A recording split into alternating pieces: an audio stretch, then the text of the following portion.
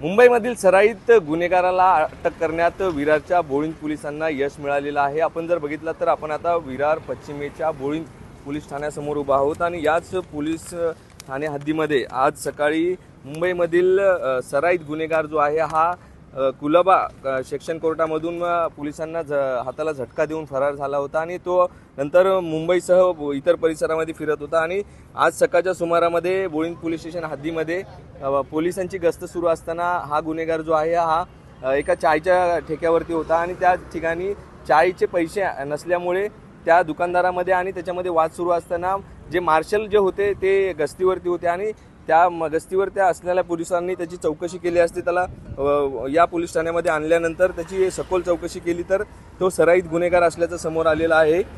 हरिसर Anthony Joseph असं या वय वर्ष 47 असे या सराईत गुन्हेगाराचं नाव असून तो मुंबई परिसरातील राहणारा आहे आणि त्याच्यावरती पोस्को अंतर्गत गुन्हे दाखल आहेत। त्याचबरोबर 307 असे गंभीर गुन्हे दाखल आहेत। एकूण असे या आरोपीवरती जवळपास 20 गुन्हे जे आहेत ते गंभीर स्वरूपाचे दाखल आहेत। त्यामुळे जे आहे या गस्तीवर असणाऱ्या पोलिसांनी या आरोपीला बेड्या ठोकण्यामध्ये यश मिळालेलं आहे आणि परिसरातील नागरिकांमध्ये देखील या आरोपीला पकडला असल्यामुळे एक समाधान व्यक्त होत आहे। कारण पोलीस गस्तीवर असतात आणि गस्तीवर असणाऱ्या पोलिसांनी या आरोपीला पकडला असल्यामुळे जो सराईत गुन्हेगार जो आहे हा पोलिसांच्या जाळ्यात अडकलेला आहे। नेमकं याबाबत पोलिसांनी काय माहिती दिलेली आहे ती देखील आपण पाहूया।